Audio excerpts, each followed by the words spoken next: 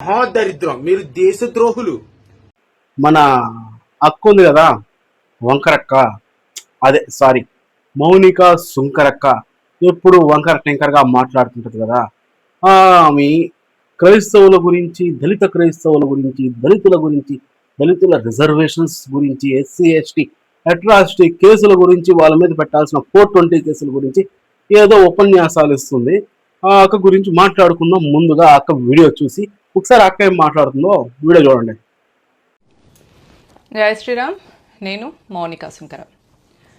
ఎవరైతే దళితులు British Christian మతంలోకి మారిన వాళ్ళకి ఎస్సీ ఎస్టీ రిజర్వేషన్ నుంచి వెళ్ళి తగ్గించేసేయాలి. ఎందుకంటే ఎస్సీ రిజర్వేషన్ ఇచ్చినప్పుడు ఒక ఎస్సీ వ్యక్తికి 35 మార్కులు వస్తే అతని గవర్నమెంట్ జాబ్ వస్తుంది. అదే వేరే కులాల వాళ్ళకు 70 నుంచి వెళ్ళి 90 మార్కులు వస్తే తప్ప ఆ గవర్నమెంట్ జాబ్ రాదు. వీడియో చూసింటారు కదా, అక్కేమంటుంది, దళితులు 35 మార్కులకు ఉద్యోగం తెచ్చుకుంటారంట, దళిత క్రైస్తవులు 35 మార్కులకు ఉద్యోగాలు తెచ్చుకొని దళిత హిందువుల్ని మోసం చేస్తున్నారంట. అంటే ఓవరాల్గా ఏం చెప్తుందంటే అక్క, దళితులు అనేవాళ్ళు 35 మార్కులకు ఉద్యోగం తెచ్చుకుంటారంట, ఈ ఓసీలకి 70, 80 మార్కులు వచ్చినా ఉద్యోగం రావట్లేదంట. మరి అక్క అయితే నేను హైకోర్టు అడ్వకేట్ అని చెప్పుకుంటుంది, అమెరికాలో 6 సంవత్సరాలు ఉద్యోగం చేశానని చెప్పుకుంటుంది. ఏం చేయడానికి? చెత్త బుట్టలో వేసిన సర్టిఫికేట్లు తగలబెట్టడానిక? ఎందుకమ్మా మీరు హైకోర్టు అడ్వకేట్ అయ్యారు, అమెరికాలో ఉద్యోగం చేసిండ్రు, ఏం చేసిండ్రు? ఆ చదువునంతా ఎక్కడికి పంపించిండ్రు? డస్ట్బిన్లో ఏమైనా వేసేసిండ్రా? మీ చదువునంతా తెలివిలేదా? 35 మార్కులకి ఉద్యోగం వస్తుందా? ఎక్కడ చదివినావు తల్లి? ఎవరికి ఇప్పించినావు తల్లి? నేను తీసుకొస్తా దళిత బిడ్డల్ని, నువ్వు 35 మార్కులు వాళ్ళకి ఉద్యోగం ఇప్పించగలుగుతావా? దళితులకు 35 మార్కులు వస్తే ఉద్యోగం, ఓసీలకైతే 70, 80 మార్కులు వస్తే ఉద్యోగం. ఏం తెలుసమ్మా నీకు? నీకు ఇప్పుడు తెలుస్తుంది హైకోర్టు అడ్వకేట్ అని చెప్పుకునేది అంతా అబద్ధం. నువ్వు సర్టిఫికేట్లు కొనుక్కున్నావు. ఎందుకంటే కనీస రిజర్వేషన్ అమలు విధానం తెలియని నువ్వు హైకోర్టు అడ్వకేట్ అంటే ఎలా నమ్మాలి చెప్పండి? కనీసం రిజర్వేషన్స్ ఏ విధంగా అమలు పరుస్తారు అనే విషయం గురించి తెలియని ఈ మేడం హైకోర్టు అడ్వకేట్ అని చెప్పుకుంటుంది. క్రైస్తవుల మీద ఇష్టప్రకారం మాట్లాడుతుంది, ముస్లిమ్స్ మీద ఇష్టప్రకారం మాట్లాడుతుంది. ఏం చెప్పాలి తల్లి? ఇప్పుడు నేను చెప్తాను రిజర్వేషన్స్ విధానం ఏ విధంగా అమలు అవుతుందో. ఇంతల్లి 35 మార్కులకు దళితులకు ఉద్యోగం, 70, 80 వస్తే ఓసీలకు ఉద్యోగం రాదు తల్లి. రిజర్వేషన్ అమలుకి ఒక పర్టికులర్ విధానం అనేది ఉంటుంది. ఆ విధానం ఎలా ఉంటుంది, రోస్టర్ పాయింట్స్ అని ఏ విధంగా కేటాయిస్తారు చెప్తాను, విను.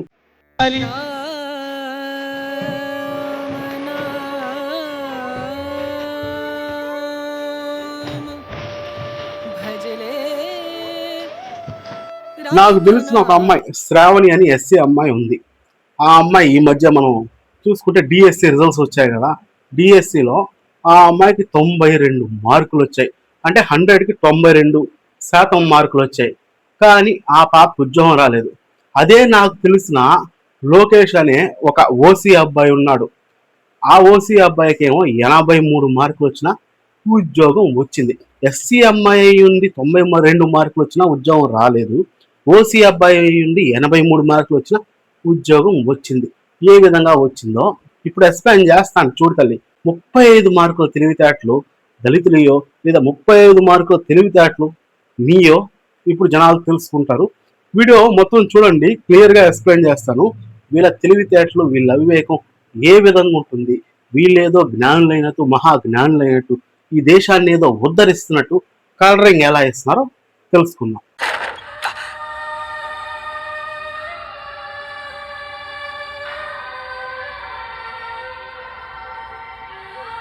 రిజర్వేషన్ విధానం ఏ విధంగా అమలు చేస్తారంటే 100 పోస్టులు ఉన్నాయి ఒక జిల్లాకి. ఆ 100 పోస్టులని శాఖల వారీగా, కులాల వారీగా విభజిస్తారనమాట. ఇప్పుడు బీసీలకు అయితే 27%. ఆ 27% బీసీలకి మళ్ళీ BCA, BCB, BCC, BCD, BC అని సబ్ క్లాసెస్ ఉంటాయి. బీసీ క్యాస్ట్లోనే సబ్ క్యాస్ట్ ఉంటాయి కదా, BCA, BCB, BCC, BCD, BC అని. ఆ 27% వీళ్ళకి విభజిస్తారు. జనప్రాధికతన వాళ్ళు ఉన్న జనసాంద్రతను బట్టి, వాళ్ళ రిజర్వేషన్ బట్టి విభజిస్తారనమాట. అలాగే ఎస్సీలకు 12% రిజర్వేషన్ ఇస్తారు. ఆ ఎస్సీల్లో కూడా ఇప్పుడు మనం విభజించుకున్నాం కదా, క్లాసిఫికేషన్ చేసుకున్నాం కదా ఎస్సీలని. సో SC1, SC2, SC3 అని 3 గ్రూపులు ఉన్నాయి ఎస్సీల్లో. ఆ 12% ముగ్గురికి డివైడ్ చేస్తారు. ఎవరి గ్రూప్లో ఏ దళిత కులాలలో ఎక్కువ మంది జనాలు ఉన్నారో ఆ జనాలను బట్టి డివైడ్ చేస్తారనమాట.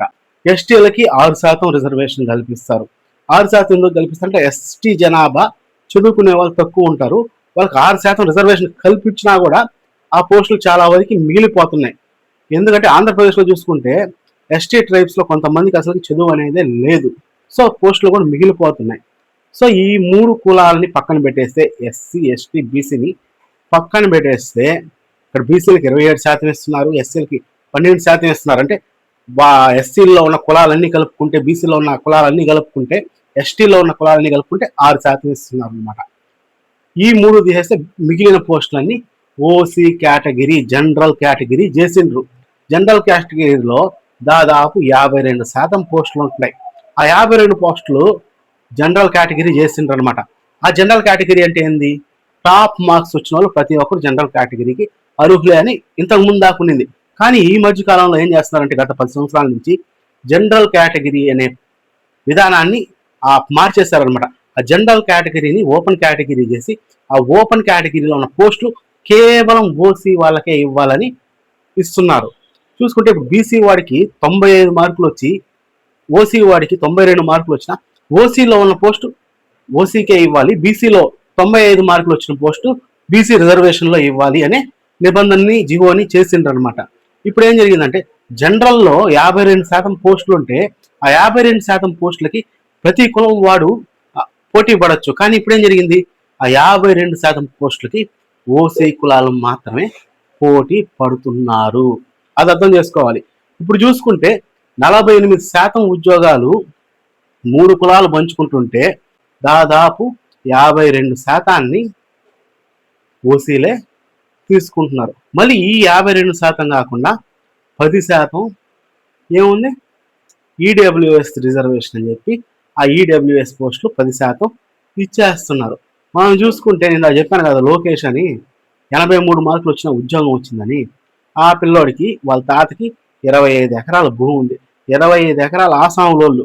మరి సర్టిఫికేట్లో ఏం చూపించుకుంటారో ఏం చేసిందో తెలియదు, కానీ వాళ్ళకి భూములు లేవని ఈడబ్ల్యూఎస్ రిజర్వేషన్ వాళ్ళకి ఇచ్చి ఆ లోకేష్ అనేవాడికి 83 మార్కులు వచ్చిన ఉద్యోగం వచ్చింది. కానీ ఇక్కడ ఎస్సీ అమ్మాయికి, శ్రావణి అనే అమ్మాయికి 92 మార్కులు వచ్చిన ఉద్యోగం ఎందుకు రాలేదంటే ఎస్సీ కేటగిరీలో ఆ అమ్మాయి గ్రూప్ 1కి చెందిన అమ్మాయి. ఆ కేటగిరీలో ఉన్న పోస్టులు 4. ఆ ఉన్న పోస్టులు 4 అయితే ఆ అమ్మాయి కన్నా పైన వచ్చిన మార్కుల వాళ్ళు 4 ఉన్నారు. ఎందుకంటే ఒక అమ్మాయికి 96 వచ్చింది, ఒక అబ్బాయికి 95 వచ్చింది, ఇంకొక అమ్మాయికి 95 పాయింట్స్లో కూడానే తేడా అనమాట.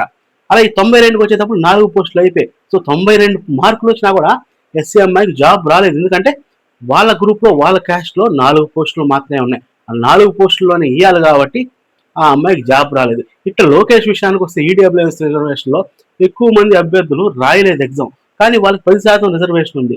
10% రిజర్వేషన్లో 83 మార్కులు వచ్చిన ఉద్యోగం తెచ్చుకున్నాడు. ఇదమ్మా రిజర్వేషన్ విధానం.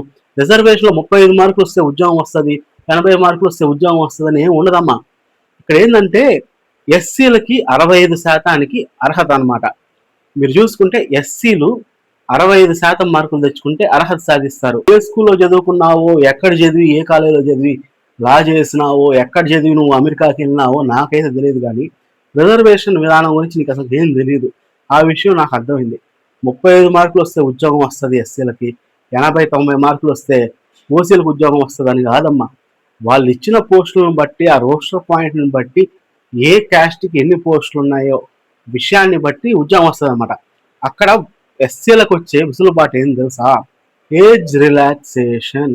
ఆ ఏజ్ రిలాక్సేషన్లో 5 సంవత్సరాలు ఇస్తారు ఎస్సీలకైతే, బీసీలకైతే 3 సంవత్సరాలు ఇస్తారు. ఆ ఏజ్ రిలాక్సేషన్ మాత్రమే వచ్చే విసులుబాటు, అంతేగాని 35 మార్కులు వస్తే ఉద్యోగం రాదమ్మా. ఇంకో విషయం ఏంటంటే ఎస్సీలకి ఇచ్చే ఇంకో విసులుబాటు ఏంటంటే 65% మార్కులు వస్తే వాళ్ళు క్వాలిఫై అవుతారు. అదే బీసీలు అయితే 75% మార్కులు వస్తే క్వాలిఫై అవుతారు. అదే ఓసీలు అయితే 80% మార్కులు వస్తే క్వాలిఫై అవుతారు. ఆ క్వాలిఫికేషన్లో 65% ఇచ్చున్నారు, 35% కాదమ్మా. 65% మార్కులు వచ్చిన వాళ్ళే క్వాలిఫై, జస్ట్ క్వాలిఫై అవుతారు. కానీ ఉద్యోగం రావాలంటే ఆ కేటగిరీలో ఎన్ని పోస్టులు ఇచ్చారు, ఆ కేటగిరీలో అభ్యర్థులు ఎన్ని మార్కులు వచ్చాయి, మనం 0.1 మార్కుల్లో కూడా ఉద్యోగాలు పోతాయి తెలుసా మీకు. మొన్న డిఎస్సి రిజల్ట్స్ వస్తే ఆ డిఎస్సి రిజల్ట్స్లో 95 నుంచి 92 లోపల దాదాపు 10 మంది ఉన్నారు. ఆ 10 మంది ఉండి 92 మార్కులు వచ్చిన శ్రావణి అమ్మాయికి ఉద్యోగం రాలేదు. ఇంకా చెప్పాలంటే 94 మార్కులు వచ్చిన ఇంకొక అబ్బాయికి కూడా ఉద్యోగం రాలేదు. ఎందుకంటే 96 నుంచి 92 లోపలే చాలా మంది ఉన్నారు.